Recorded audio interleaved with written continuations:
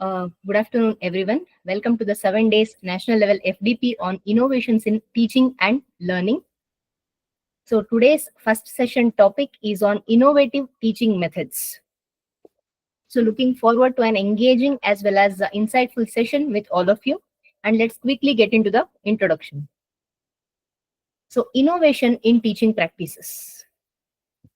Participants, just think back to your school days. How much do you actually remember from those long lectures? Probably not much, right? That is because traditional teaching it focused only on rote memorization as well as just inactive or passive listening. But think, what if your learning felt more like something like an adventure where all the students explored, they questioned, or even they just discovered on their own? And that is exactly what innovative teaching it brings to the table. So instead of one-way lectures, imagine students, they are just diving into case studies, simulations, or even VR experiences, virtual reality experiences. So did you all know that medical students who are using VR, virtual reality, maybe for anatomy training, they perform 30% better than those who just rely on textbooks alone. Now, that is nothing but learning in action. And even speaking of engagement, studies also show that students retain 75% of what they do. All right, I repeat, students retain 75% of what they do when it is compared with just 10% of what they read. So, even flexibility has also changed the game because there is no more rigid or one size that is fitting all approach. Let us just think of those hybrid models, flipped classrooms. Even we all know about self-paced learning since pandemic, isn't it? So it's something like how Google it gives its employees 20% time to innovate. Why not you all let your students explore their own ideas? Can we do that too? Yes. So education, it is not just about what we teach. It is all about how we make learning stick. So why not we all use modern techniques so that we can bring real world problem solving into our lessons? Correct. Can I quickly have an yes or no in the chat box? Are we on the same page?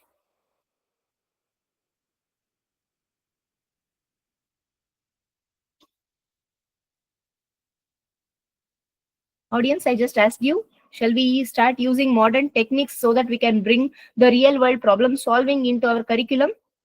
Are we ready? Can I quickly have an yes or no on the chat box, please?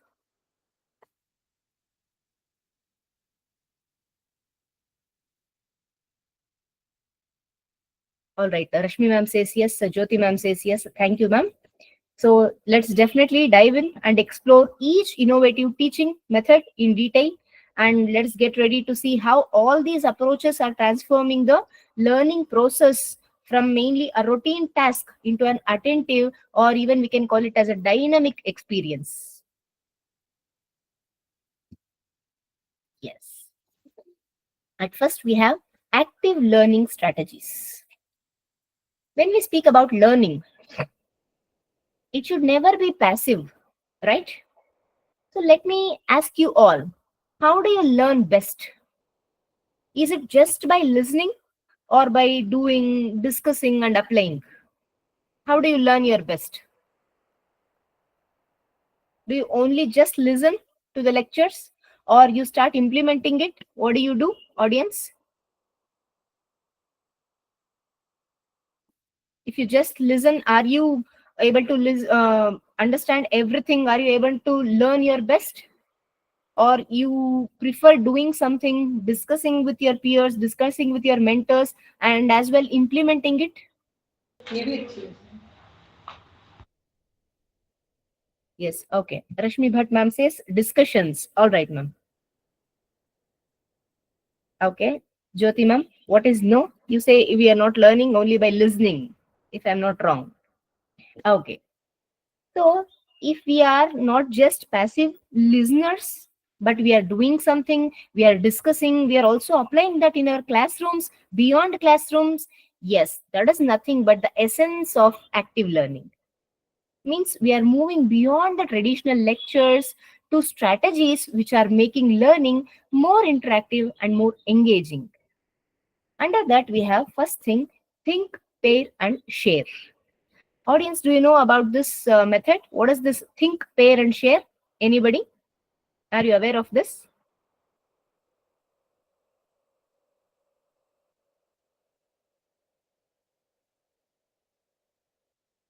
I'm sure that you know about case studies, GDs, group discussions. Are you aware of this think, pair, and share method under active learning?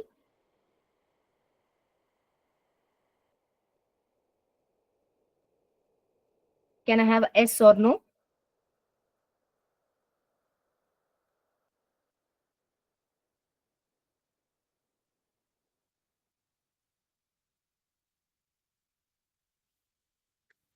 All right. So let me ask you a question. Have you ever been in a situation where actually you were hesitant to answer a question in your class? Almost we all have experienced this, right?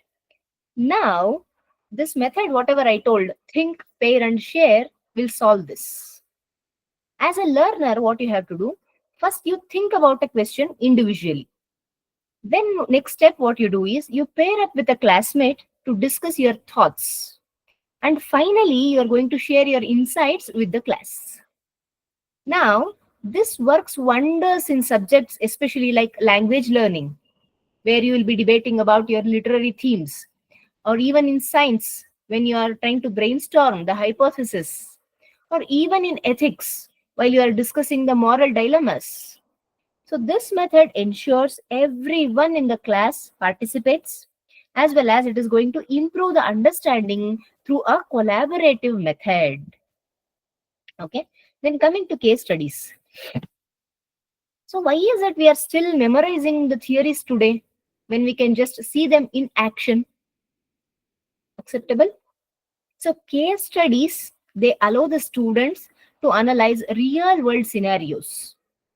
Say, for example, how a company handled a crisis, how psychological theories apply to everyday behavior, or how historical events shaped the modern policies.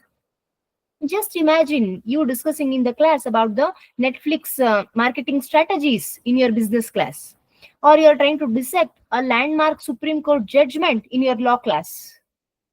Now, case studies are transforming the abstract concepts into something tangible as well as relevant.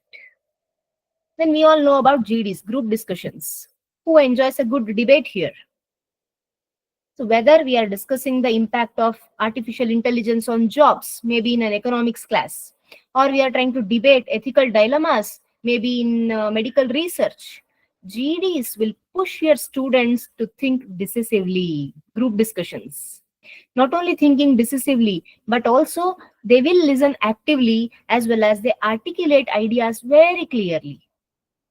And research also shows that students who are engaged in discussions, they retain the information 50% more effectively, all right, than those who only listen to the lectures.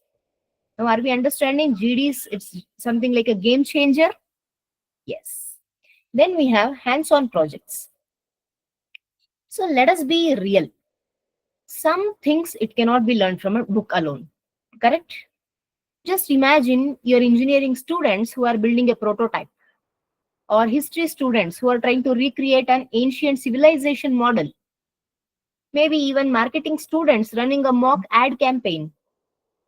So, hands on projects, they nurture creativity, problem solving, as well as real world skills, mainly making your students industry ready.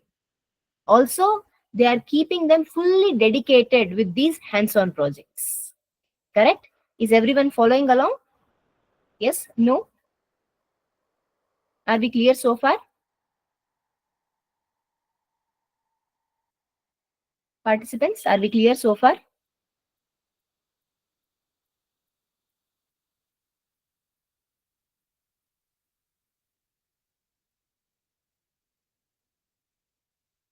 Yes, thank you, Rashmi ma'am. Okay. Then we have blended learning. So let us try to make blended learning more exciting and relatable. So, respected audience, do you all know about what is a blended learning? Anybody? I guess you can unmute and you can answer.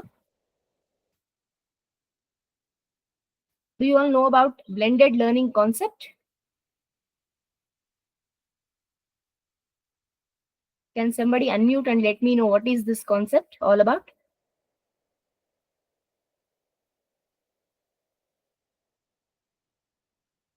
Anybody? Would you like to answer what is blended learning? Hello. Yes, Sarthi ma'am, please. Ma'am, it is engaging in both the way, that is chalkboard method as well as uh, online or instructive method, both blended learning. Perfect. Thank you so much, ma'am. Thank you. So, as Aarti ma'am rightly said, in simple words, blended learning is a combination of online digital media as well as the traditional in person classroom methods. So, why blended learning? You all must be wondering. See, traditional or the lecture heavy teaching is not enough anymore, especially in this 21st century. So, with diverse learning preferences, and we are observing the increasing digitalization, as faculties, we all must adapt. See, some learners they thrive with videos, others they want discussions, and many other students they grasp concepts best through hands-on activities. Now, for all these needs, blended learning it bridges the gap by integrating face-to-face instruction, especially with digital tools, and it is also creating a more flexible, interactive, plus a student-centered approach. Let us slowly explore how this model can enhance both teaching as well as research outcomes. So, defining blended learning. Participants, just imagine a classroom, excuse me, a classroom where students they just don't inertly listen, but they're connecting with a mix of instructional methods. Something like watching the interactive videos, analyzing case studies online, and collaborating on digital projects, plus receiving instant feedback. So that is nothing but blended learning, a strategic combination of your traditional learning as well as, or you can call it traditional learning, traditional teaching, along with your digital resources. Say, for instance, in your higher education research, what students can do, they can explore 3D simulations, maybe of the complex models before they are conducting the hands-on experiments. Similarly, in humanities, a virtual tour of historical sites, it could precede an analytical discussion, maybe on the cultural impact. Now, by integrating both synchronous and asynchronous learning, we are empowering our students to grasp concepts at their own pace, while still they are getting benefited from your expert guidance. So synchronous learning, it is, we all know, as we all know, it is happening in the real time when we have the live interactions, something like live lectures, discussions like this. While asynchronous learning, this is allowing the students to learn at their own pace, mainly through the pre-recorded materials, assignments, or even through the discussion forums. Then we have flipped classroom model. Here we are just trying to transform the class time. As a teacher, you, instead of delivering a 40 minutes or 1 hour lecture, maybe on, say, let us take an example, statistical modeling. What you can do here, instead of you delivering the lecture, you can assign a video tutorial or some reading materials beforehand itself. Now, classroom time can be then utilized for collaborative data analysis. Then you can make use of that time for case study discussions or even for the practical implementation. So this particular model, it maximizes the enthusiasm, plus it also ensures that your students arrive prepared for the higher order learning activities. So we shall definitely discuss about this model in detail in our upcoming slides, the flipped classroom model. Then we have station rotation model. Anybody knows about this? What is station rotation model?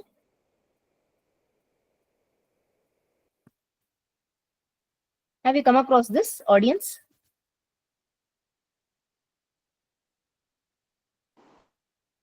Anybody?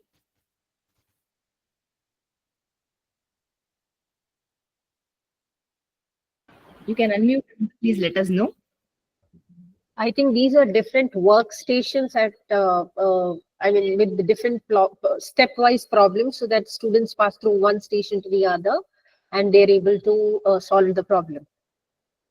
All right. Thank you, Rashmi ma'am. So, in this model, students rotate between different learning stations, as Rashmi ma'am rightly said. Now, this each station, it is designed for a specific activity. It could be lectures or digital exercises or even peer discussions or the hands-on projects. So what is happening with this approach? It is mainly enhancing the association. It is also personalizing the learning. Plus, it is accommodating different learning styles. Say, for instance, maybe in an engineering course. Now, one station is nothing but you can call it as a segment, zone, anything.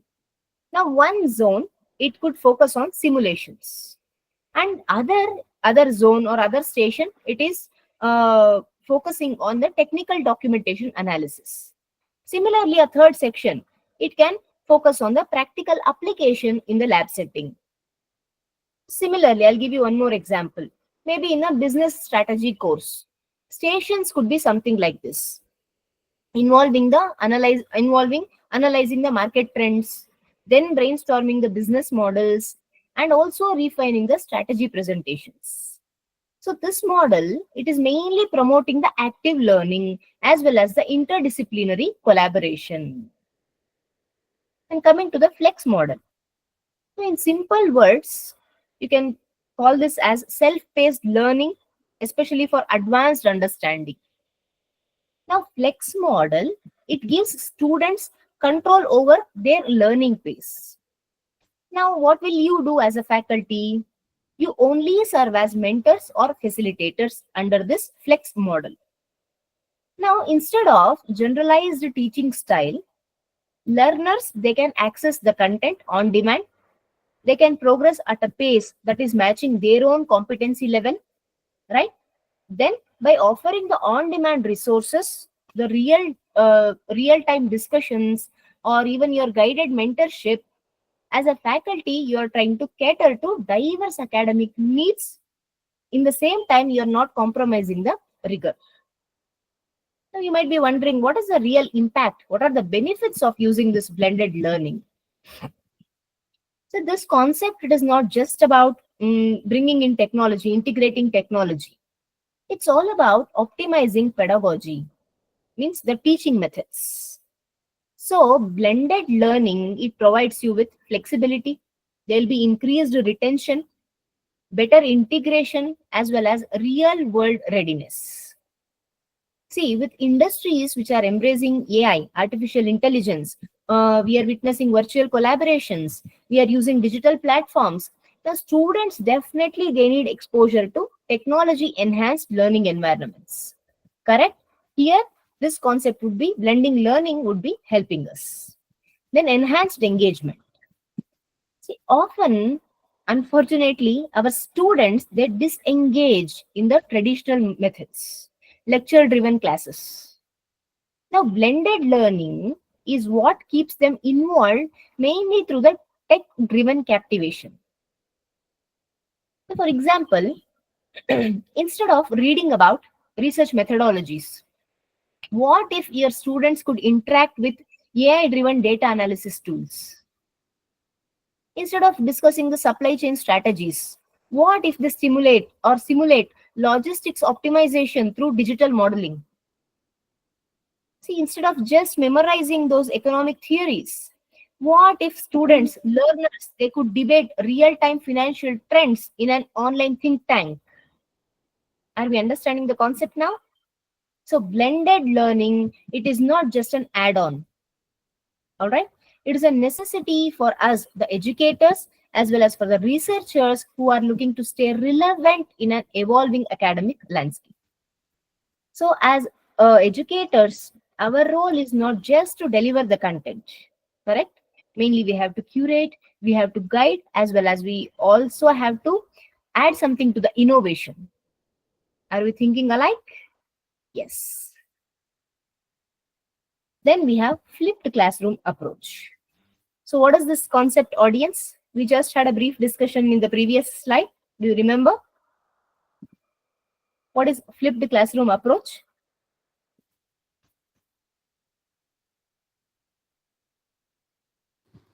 Ma'am, the instructor or the trainers, like the faculties, share the videos or the contents beforehand itself for the to the students and ask them to come prepared for the given topic. Perfect. Thank you, Aarti ma'am. So, audience, have you ever felt like you are talking to a wall when you are lecturing? Most of us, correct?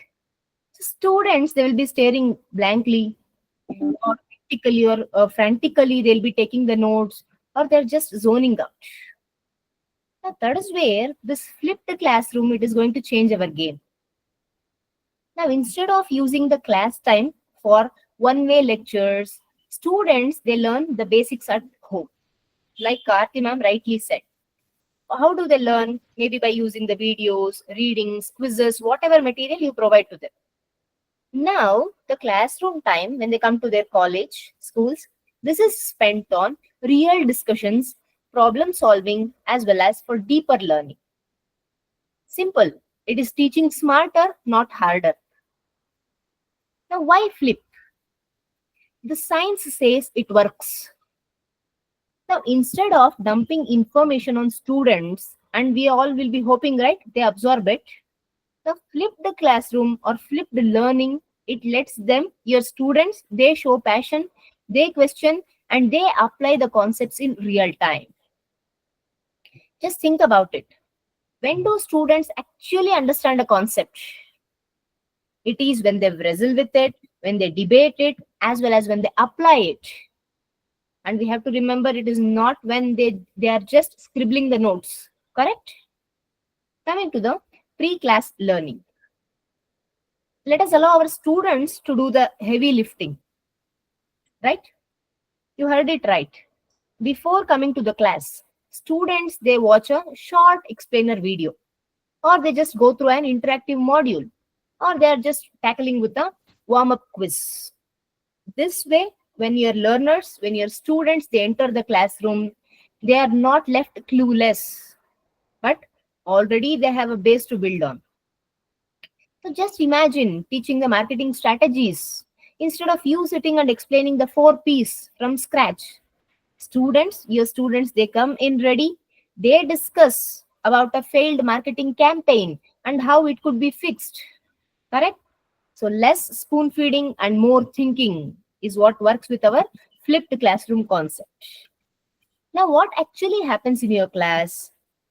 See, since your students, they come prepared, your class becomes a space especially for not just for discussion but also for exploration as well as for problem solving.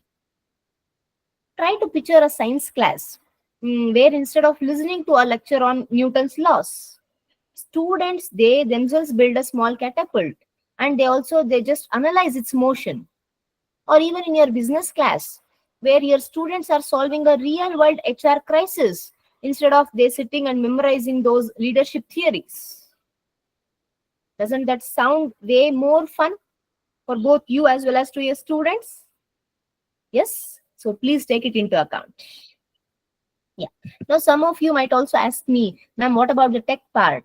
Yeah, don't worry. Flipping doesn't mean just we are drowning in technology. Simple tools like YouTube, Edpuzzle, Kahoot, or even your WhatsApp discussions, they can make your pre-class learning curious. So the trick is to use tech as your support system, not as a distraction mainly. It's all about enhancing, but not crushing or overwhelming your students. So, what are the say real benefits of using this model? one main thing is your students, they become independent thinkers. So one big win of this flipped approach is it teaches your students how to learn on their own. They're not just waiting for you, the teacher, to do all the work from your side. Instead, your students, they become more smart, they become smarter, they learn to investigate, inquire, as well as to seek answers. So let's be real. In the age of this chat GPT, Google, there is a skill your students need more than ever. Agree with me? Yes. The best part, as I told you, it's something like a win-win. For teachers, it means less repetitive lectures from your side and more meaningful interactions. And for your students, flipped classroom means better understanding, higher engagement, and actual skill building is happening here. So for you, it is less frustration and more dynamic classroom energy you can retain. So are you all ready to flip? Yeah, I also have a tip for all of you here. When you are trying to bring this concept, flip the classroom, please start small. See, flipping, it doesn't mean overhauling or refurbishing everything overnight. So let us all just start with one lesson, one topic. You can try it, tweak it, and you can just see what is the magic happening through this model. See, because at the end of the day, teaching is not just about delivering the content. I'm repeating this again. It's also about igniting curiosity as well as lifelong learning. Okay. Then we have gamification in learning. So how many of us here we enjoy playing games, whether it is digital or traditional? Do we enjoy playing games even today? Not only students, even the educators. Yes, no?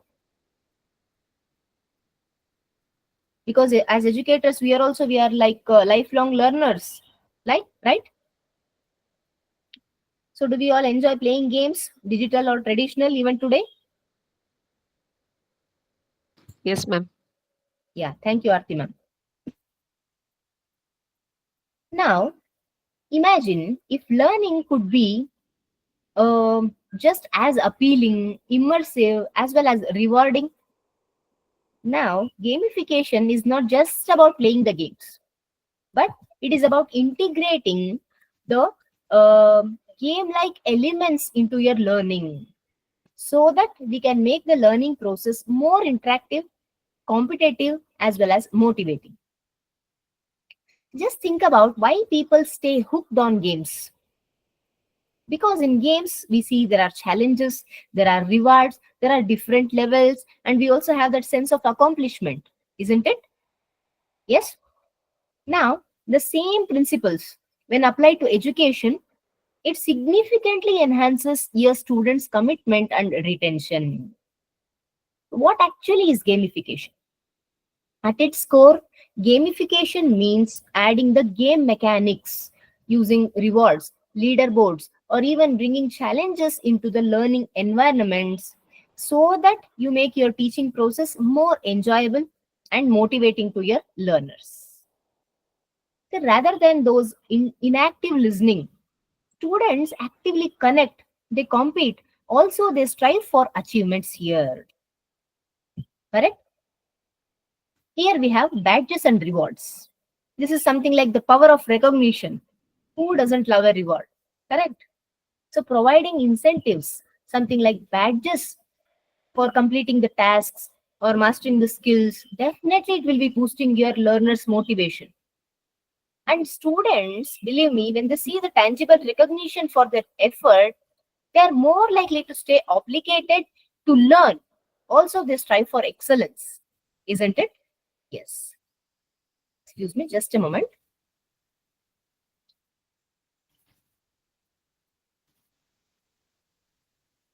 All right. Then coming to the leaderboards. A little friendly or healthy competition is never going to hurt anybody.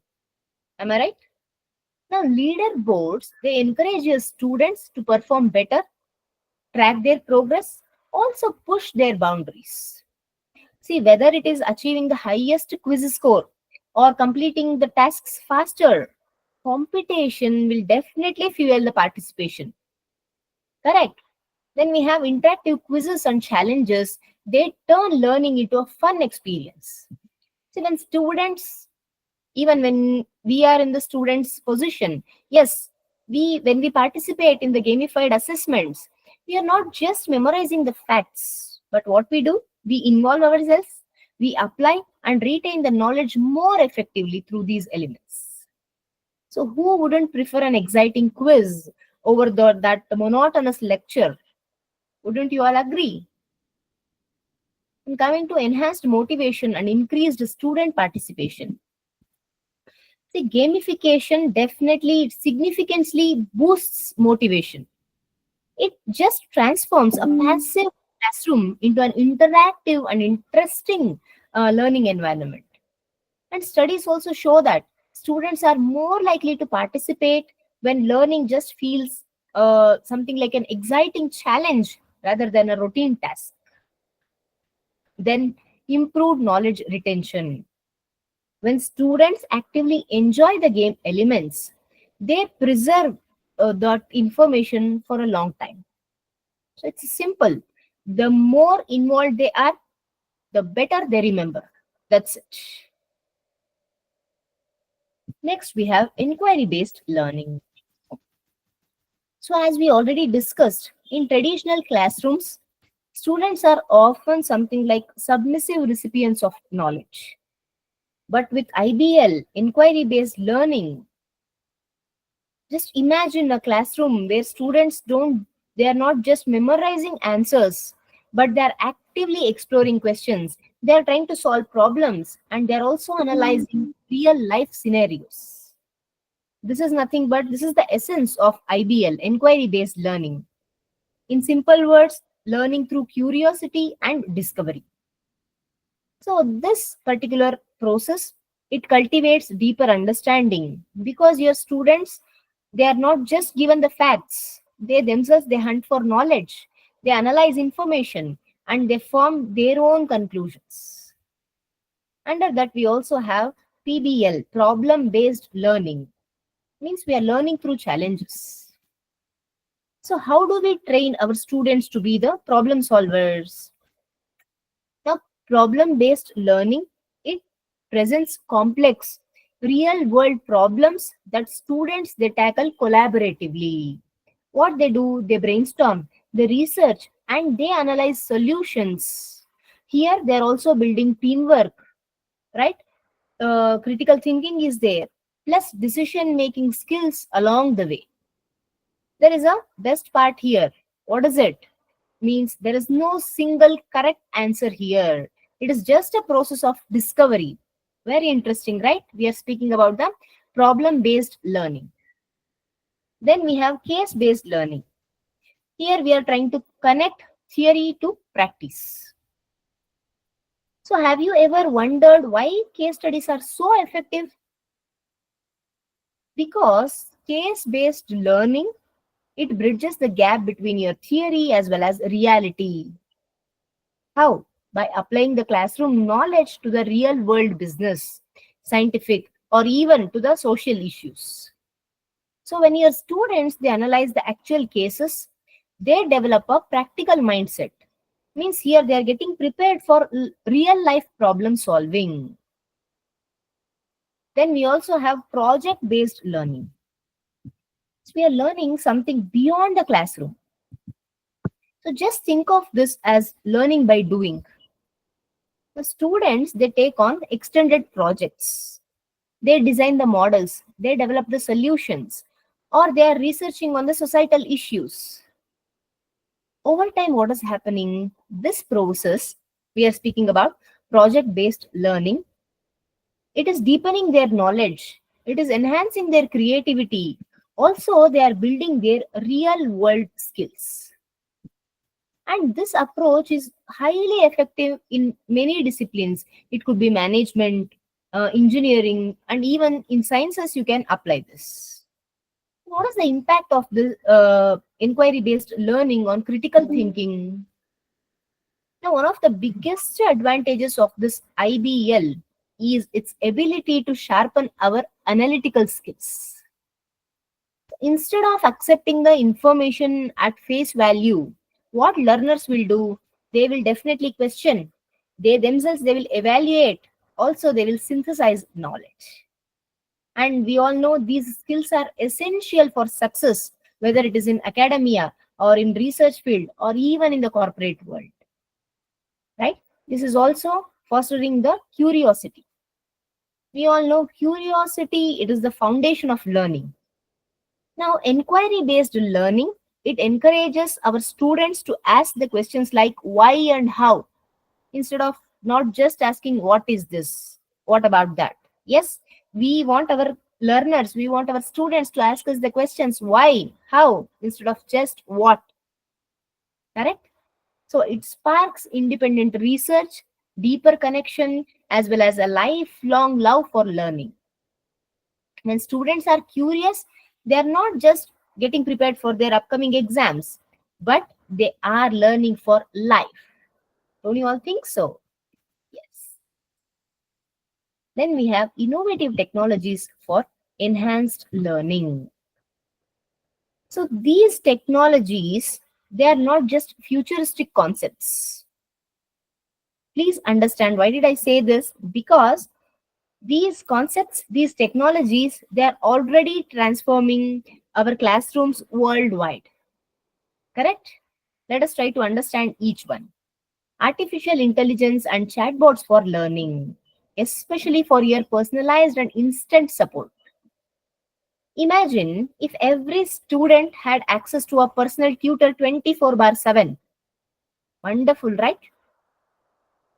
That personal tutor is never getting tired. Always that tutor is providing us instant feedback and adapts to our learning pace. How do we all feel? Yes, that is exactly what AI powered chatbots are doing. We all know about platforms like Duolingo. They use artificial intelligence mainly to adjust their language lessons in real time. Then we have Squirrel AI, Squirrel Artificial Intelligence in China. It has helped students to improve their performance by 20% over the traditional methods. And even according to McKinsey report, 2023 report, artificial intelligence, AI-driven tutoring systems, it can increase student retention by 30%, it seems.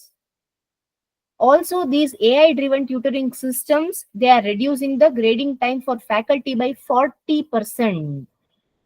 Wonderful, right? So this means we have more time for, as educators, we have more time. We can focus on meaningful interactions rather than just sticking on to the administrative tasks. Correct? Online collaboration tools. Here we are breaking the classroom barriers. See, gone are the days when learning was just confined to four walls. Today we have Google Classroom, we have Microsoft Teams, we have Moodle, so on and so forth. All these platforms, they have made it easier than ever for our students as well as to the faculty, mainly to communicate, to share resources, and even to get collaborated in real time. It's just a matter of seconds. Correct? Even Harvard University and the Massachusetts Institute of Technology in the United States, they have leveraged MS Teams, Microsoft Teams, mainly for their hybrid learning. And they have ensured there is seamless enrichment during the pandemic times. See, in fact, I also remember Google Classroom, it saw a 250% surge in adoption in the year 2022 alone, it seems. So, research shows that students in collaborative online environments, they experience 60% higher engagement than those who are only stuck to the traditional lecture based settings. And this is actually according to a report from educase educause educause from 2023. So this is a non-profit association which is based out of US. Then we have AR and VR, augmented reality and virtual reality, especially for the immersive learning. So why is it we are just reading about historical landmarks or about those complex biological processes when we can actually experience them? Yes, AR. VR, they are bringing learning to life. They are making abstract or those theoretical concepts tangible. I'm speaking about augmented reality and virtual reality. At Stanford University, we all know virtual reality simulations. Through that they are training the medical students in surgical procedures. Means what is it they are trying to do? They are trying to reduce the real world errors. So the Google Expeditions, it allows students to take virtual field trips, whether it is walking on the Great Wall of China or whether they are trying to explore Mars, anything. So numbers, they don't lie, correct? VR based training, virtual reality based training, it increases knowledge retention by 75% when it is compared to just 10% for reading based learning. And this is actually from the report of PwC, Price Waterhouse Coopers. We all know it is a multinational professional services company, correct? So this was this report. It was given way back in 2022. So through the VR based learning, yes, what is happening? Knowledge retention can be up to almost 75% when we compare the same with our lecture based, which is only just 10% retention. Okay. Then we have data analytics. So we have to tailor learning, right, for better outcomes. See, wouldn't it be great if we all can identify our struggling students before they fall behind? So that's exactly what I mean when we are using analytics. So by tracking the performance of your students, your institutions, universities, you can personalize the learning experiences and you can offer your students timely interventions. So Arizona State University, for instance, they implemented predictive analytics and they actually reduced dropout rates by 30%, it seems. Then we have platforms like we have Khan Academy. They also use this data-driven recommendations so that they can guide their learners towards the next best topic. So research also shows that learning analytics, it can boost students' success rates by 20. And even it helps faculties, they can optimize the coursework effectively. And this is also according to a report from World Economic Forum 2023. So please try to understand, respected educators, technology is not just, it is not replacing the educators, but it is empowering us so that we can create in an insightful, personalized, as well as an effective learning experience. The thing is, we have to embrace it properly. Then only we can make education smarter and more impactful. Okay? Yes. Are we clear so far? Audience, are we clear so far?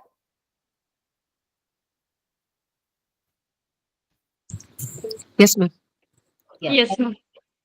Thank you, Aarti ma'am and Jyoti ma'am. Then we have collaborative learning strategies. So this is something like the key to enhance learning. So these are nothing but, in simple words, the methods that foster teamwork, that deepen understanding, and also that prepare the students for real world challenges. Ma'am, I request everybody to please mute yourself. Yeah, thank you so much. Now let us discuss the 5 highly effective collaborative learning strategies. First one, we have peer teaching. Means we are learning by teaching. When students, they teach one another, they strengthen their understanding and also they reinforce their mastery of concepts. Now, explaining ideas in their own words, it is helping them to, it enhances their retention, it enhances their confidence as well as rational thinking skills.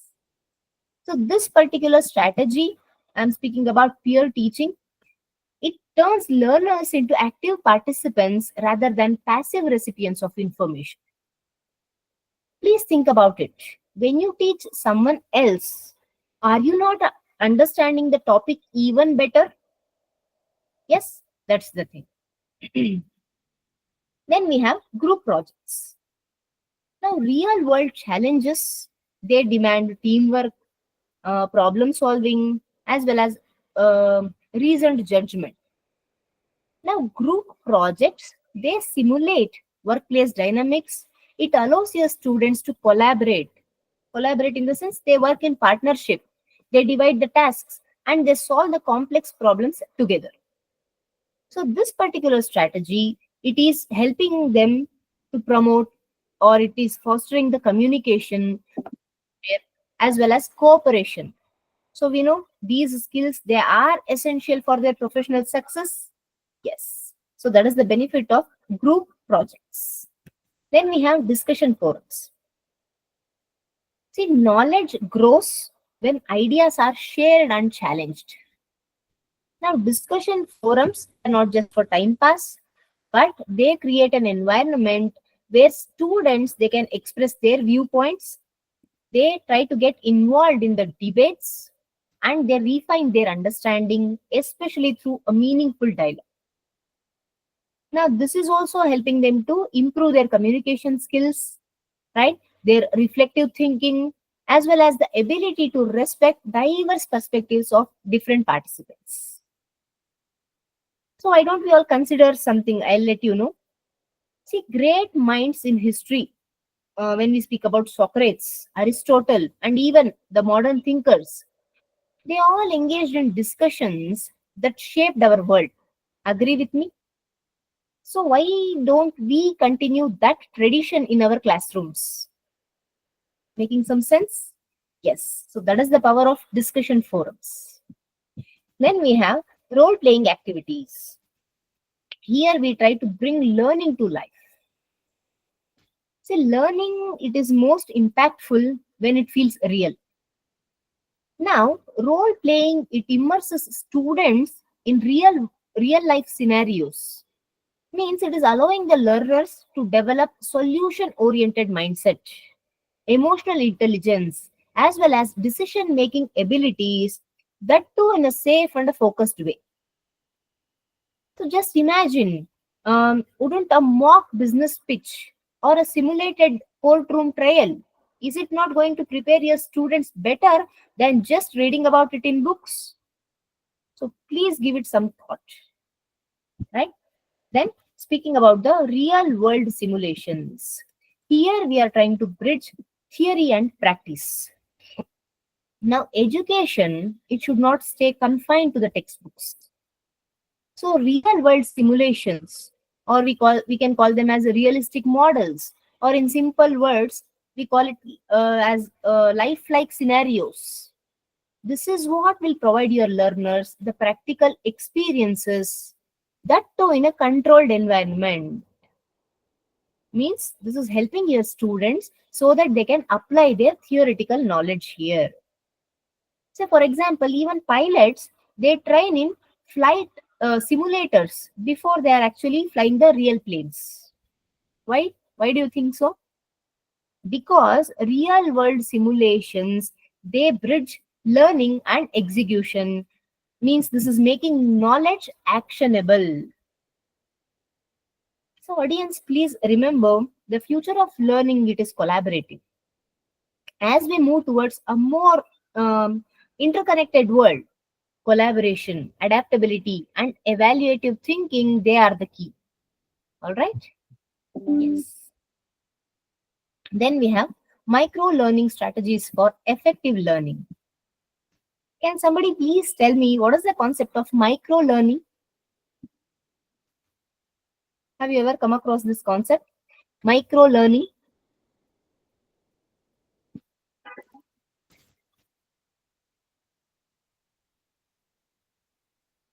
Participants, what is the concept of micro learning?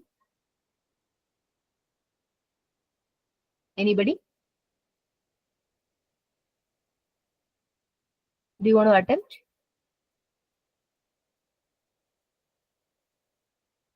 Okay, Rashmi ma'am says not sure. No problem, ma'am. What about others? You want to just give it a try? What is micro learning? Ma'am, I think like if we want to make students understand some concept, showing some short video or some reference to make that concept clear. I think so. Okay, ma'am. You are partially correct. Thank you for that, Aarti ma'am. So micro Okay, ma'am. learning is nothing but it is actually a scientifically backed approach that breaks down learning into bite-sized or highly focused content. Now, what do I mean by this? Instead of those lengthy lectures or training sessions, learners they consume small and digestible knowledge nuggets. Why micro learning works? Because retention gets a huge boost here. Now, learners they remember 80% more when the content is delivered in small chunks rather than long sessions. That is micro learning. Now here engagement it skyrockets with 50% more learner participation when we compare the same with the traditional e-learning. Also, micro learning is time efficient. Means it is also helping employees. They can complete training 40% faster than conventional methods. Now, real world examples of micro learning success, we have a few here. We all know about LinkedIn Learning. Now, LinkedIn Learning, it makes professional development seamless by offering short and skill-focused courses which are under 10 minutes. Means what is happening? It is ensuring there is continuous upskilling and it is not disrupting our busy schedules. Understanding the concept of micro learning? Yes. Then we also have Kahoot. Now, this is revolutionizing learning through gamification. We discussed about gamification, right? Here, interactive quizzes, they boost our attention. Also, it is increasing the knowledge retention by 60%. So this is Kahoot. It is something like a favorite among the educators for making learning fun as well as effective. And we also have TED-Ed. This is a widely used platform in education, mainly for its 3 to 7 minutes exciting videos. As Aarti ma'am was mentioning about the videos, exciting videos, and these videos that can break down those complex topics into easy to understand concepts means they are sparking curiosity before those deeper discussions, correct? So I also want to mention about the common formats and technologies in micro learning. Mainly they are the videos, right? So this is the most popular tool and it is used by 82% of educators. I'm speaking about micro learning so that they can deliver those appealing lessons. So quizzes here, interactive assessments, they help learners to test their knowledge in real time, as well as they make use of infographics, flashcards. All these are further enhancing memory recall by presenting the information visually. So we all have to understand again that micro learning, it is the future. It is something like a catalyst for change in academia, right? With this, we can transform education one micro lesson at a time. All right? Yes. Using narratives to explain complex concepts. It's revolutionizing learning through storytelling. Audience, do we all like listening to stories? Yes? No? Yes, ma'am. Yes. Reshma ma'am, you have raised your hand. What is it? Okay, you wanted to say yes. All right. Yes. So why storytelling becomes a powerful teaching and a research tool? See, stories basically they have been a fundamental part of our human communication from centuries. So in education and research, you call it as narratives, storylines, stories, tales. All these serve as a cognitive scaffolding. Means they are giving us the support for learning. Means it is helping the learners so that we can contextualize, we can hold as well we can secure that complex information using narratives to explain complex concepts. Just imagine trying to learn a difficult topic. Instead of dry facts, you are immersed in a story that captivates your mind. See, storytelling, it is not just for bedtime, but it is a powerful tool that enhances our understanding, our retention, as well as our involvement in education. The studies also show that people remember stories 22 times more than just presenting the facts alone. And this is according to the Stanford University study. So let us explore how narratives make learning more impactful. Narratives as educational tools. All of you just think of your favorite childhood story. Why do you still remember it? Simple. Because stories create emotional connections. They make information stay in our memory. Correct? So research is also indicating the same. According to the Journal of Educational Psychology, they say that students recall 65% more information when they are taught through stories. When the same it is compared with the traditional methods, yes, they can recall 65% more, it seems, more information.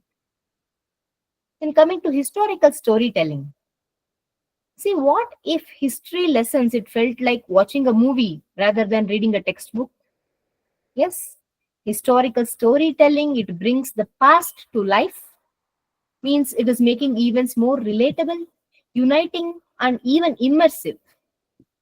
For example, we all know about the popular podcast, Hardcore History, which is by Dan Carlin.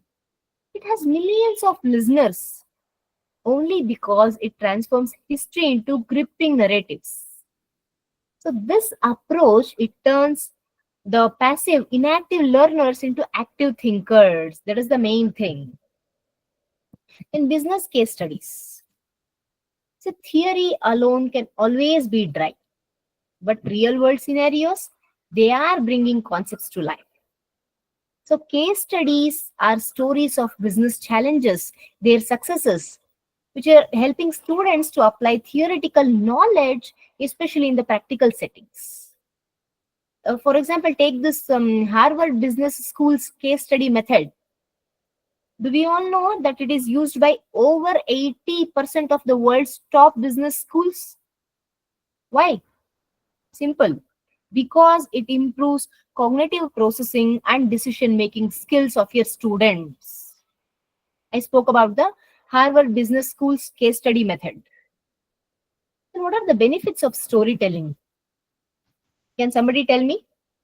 What are the benefits of storytelling?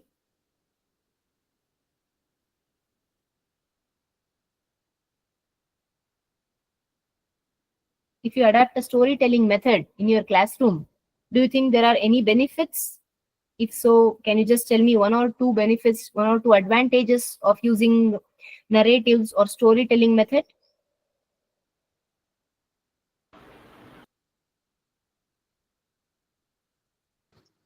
It engages the students' attention. Definitely, Rashmi ma'am, correct. Somebody wanted to attempt?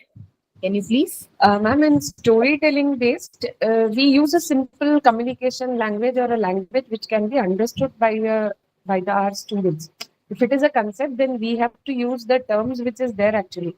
But in a storytelling method, we can use a language which is easily understandable by them, and this can improve their own skills of understanding the things. I think. Correct. Thank you, Aarti ma'am.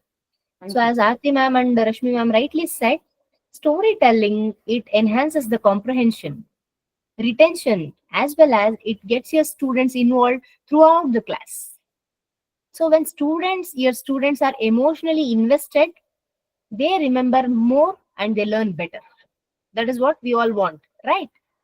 And according to even national training laboratories, through one of their studies, they tell that narrative based learning, it increases retention rates by 60%, again when it is compared to the traditional instruction method. So let us all transform education one story at a time. Yes, what do you all say? Yes, no?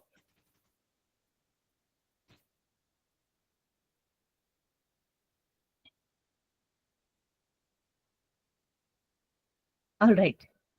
Yes, ma'am. Yeah, thank you, ma'am.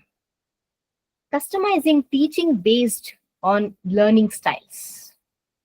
See, as educators, it is our duty to unlock every student's potential. Am I right?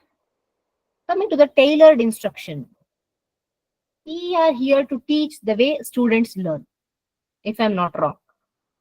See, education is not one size fits all approach. Just like a well fitted suit, it enhances our confidence. Instruction that aligns with your students' needs, it is going to boost their understanding and responsibility. A research which was done by RAND, Research and Development Corporation, it suggests that personalized learning, it increases students' achievement by up to 30%. So when lessons are designed to match the cognitive styles of your students grasp concepts faster and they retain information for a long period of time. Clear? Coming to the visual methods, learning through sight. So have you all ever wondered why charts, infographics, they make complex data easier to digest? That's because 65% of people are visual learners according to SSRN, Social Science Research Network. 65% of people are visual learners, it seems. Now, using diagrams, color coded notes, or even using those mind maps, all this can help your students retain information more effectively. Also, they can connect ideas with ease. Auditory methods. So, this is, we are speaking about the power of listening. For some learners, words carry more weight when spoken. So podcasts, GDs, group discussions, storytelling, all this can turn inactive listening to active association for auditory learners. And also a study which was done by Journal of Cognitive Psychology, it shows that students who use auditory learning techniques, they score 20% higher in their recall tests when it is compared to those who are just relying on the text. Then we also have kinesthetic methods. Kinesthetic means learning by doing. Have you all noticed how children learn best when they play? Yes, that is only because hands-on activities, they arouse multiple brain regions and they improve the problem solving skills of your children. So from science experiments to role-playing exercises, kinesthetic learning means learning by doing. It helps the learners to develop strategic thinking and they can hang on to the concepts through action. That is kinesthetic methods. Then individual learning preferences. Educators have to recognize that each student processes information differently, as we just now discussed. When educators, you can accommodate diverse learning styles, your students also feel, yes, I am valued, we are valued. They feel motivated and they are more likely to succeed. And even a study which was done by Association of Psychological Science, they said that matching your teaching methods to your students' preferences, it increases their retention by 70%. Right? Yes. Then increased student success. This is our ultimate goal. At the heart of the differentiated instruction, there is a simple truth. When your students are taught in ways that resonate with them, they thrive, they succeed, they flourish. So, customized learning has been linked to a higher academic performance, reduced dropout rates, plus greater overall satisfaction of your students. Even Gates Foundation has also, through their research, they have told us students in personalized learning programs, They are 2.5 times more likely to exceed grade level expectations. So, by embracing differentiated instruction, we can create classrooms that cater to every learner. It could be visual method learner, kinesthetic, auditory, anything. So, means we are catering to each and every learner in our class. We are making our education process more inclusive, effective, as well as inspiring. See, the future is not about teaching all your students the same way. It is about teaching them the right way. Okay. Innovative approaches to assessments. Let us see, is this just a faculty perspective?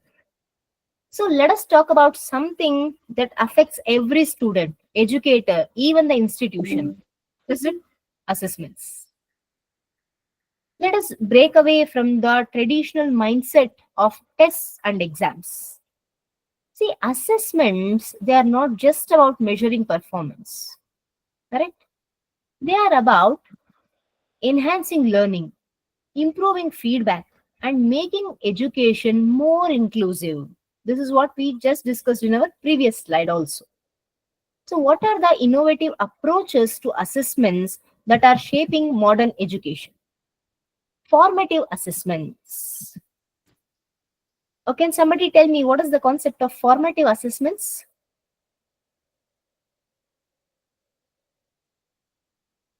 Anybody?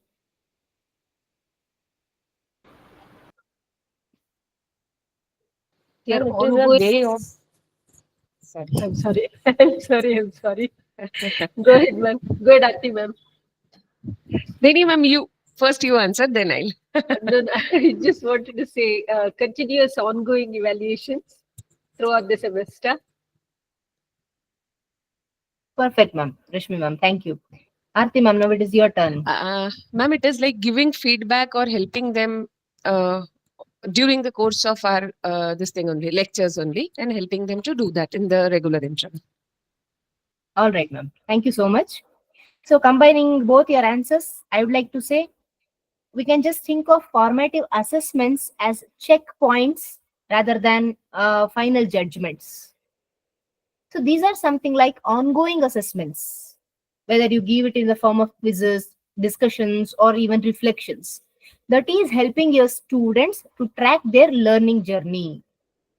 See, instead of waiting for the final exam, what you can do, educators, you can identify the gaps early itself and you try to adjust your teaching strategies accordingly.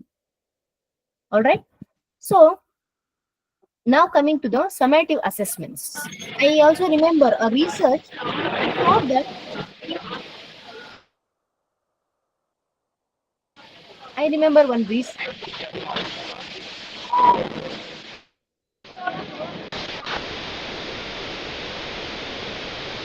You can continue, ma'am.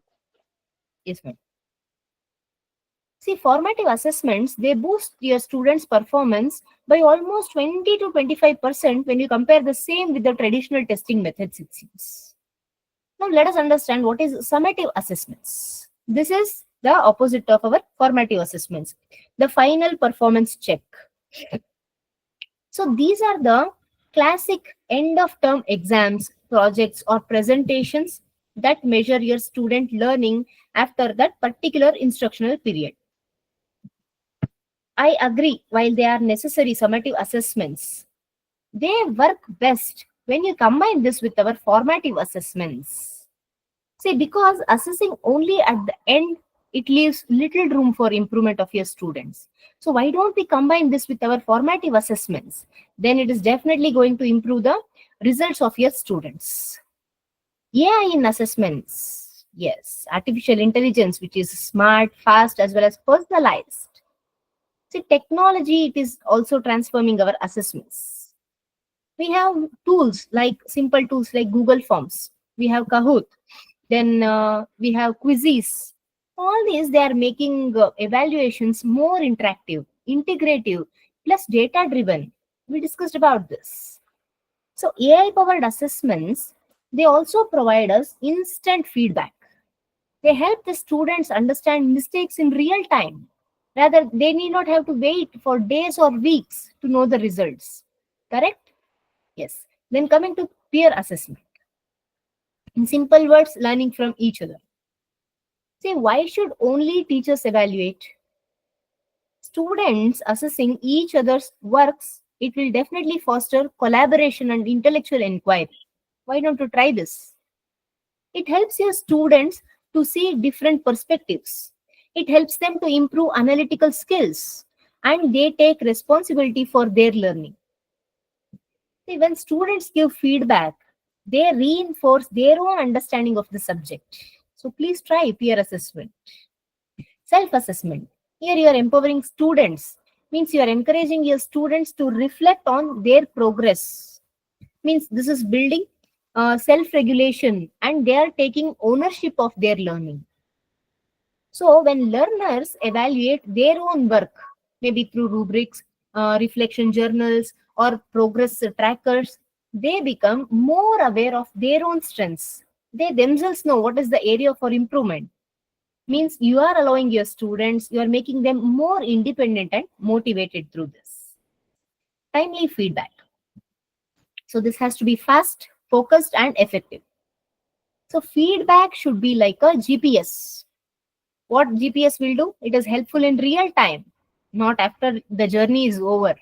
Am I right? So when students get constructive feedback promptly, they can make adjustments. They can improve their learning strategies. And research is also suggesting like students who receive immediate feedback, they improve their performance by 30% when we compare the same like who to the students who receive delayed feedback. So timely feedback is very, very important. And continuous learning. So assessments that never stop. So instead of seeing assessments as a one-time event, please think of them as a continuous cycle. Now, regular low stakes assessments like short quizzes, discussions, or even the project reflections, all these will help your students to reinforce learning and they can make improvements over time. So it's not about passing or failing, but it is about all about growing and evolving. Let us have that mindset. So, what do you all think? Are we ready to redefine our assessments for the future of our education? Yes? No? Thinking? All right. So, in conclusion, yes, I would like to emphasize innovation in teaching is not about changing for the sake of change. Correct? But it is all about igniting curiosity, fostering creativity, and also shaping minds that think beyond textbooks. So the true impact of you, an educator, it it is not lying not in what is taught, but how your knowledge inspires action. For that, let us embrace transformative teaching methods, which is empowering our learners so that they can cultivate sound judgment and wherein you are preparing your students for a world that is demanding adaptability. See, because the future of education, it is not just about information. It is all about inspiration. Correct? Yes. With that, I now open the floor for any questions or discussions. Yeah, please feel free to share your thoughts.